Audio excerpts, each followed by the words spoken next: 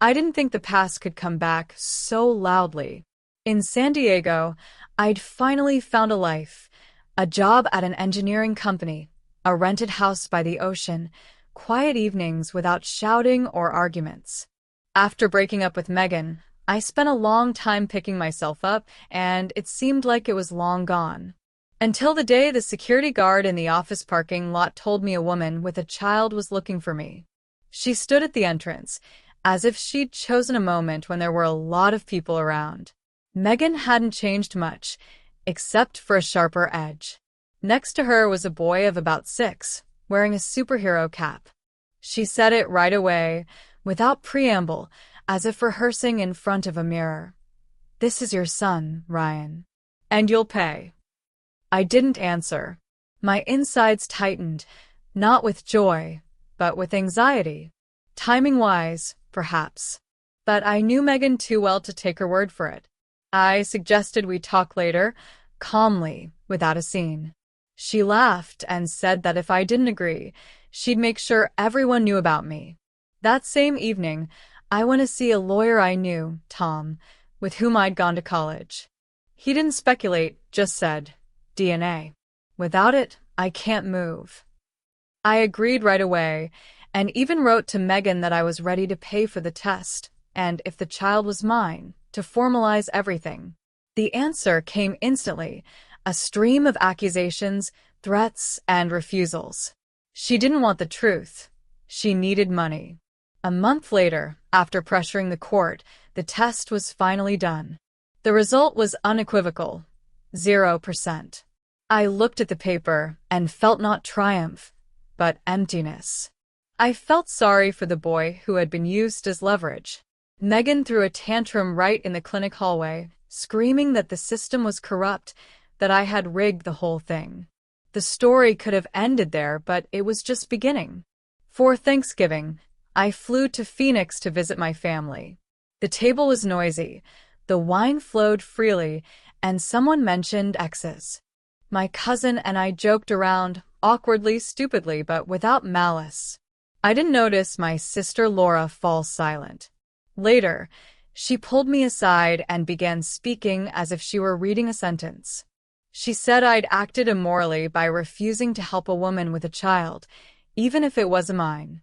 She said Megan was a victim, and I was just hiding behind papers.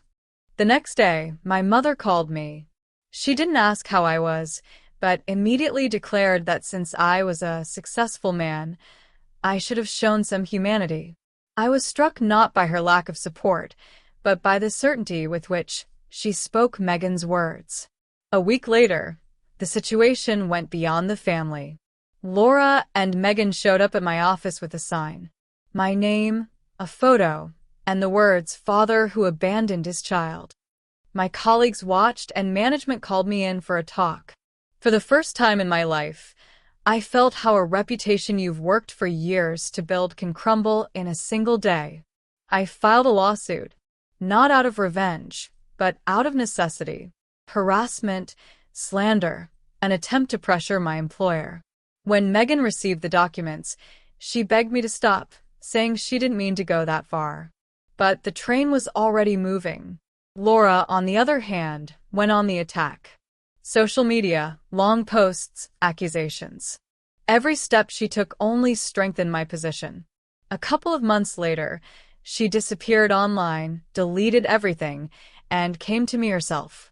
Without any pathos, without any slogans. She cried and said she was confused, that her friends had convinced her she was on the side of good. I listened, but inside I was cold. We're not enemies, but we won't be the same. The strangest thing was my mother's behavior. She avoided conversations, fumbled her words, and defended Megan even after the trial. At some point, my father, younger brother, and I decided to get a DNA test, not out of suspicion, but to close the matter once and for all. The results confirmed the obvious. But when I told my mother about it, she seemed to break down. Shouts, accusations, a confession that hung in the air like smoke. Many years ago, she had had an affair, and she lived without knowing whose son I was. All her coldness suddenly found an explanation. My father asked her to leave. Without a fight, but firmly, I won the trial. The compensation was decent, but something else was more important. Silence. Megan disappeared from my life. Laura is learning to live without slogans. I don't communicate with my mother, and don't feel guilty. Sometimes I think about that boy in the cap.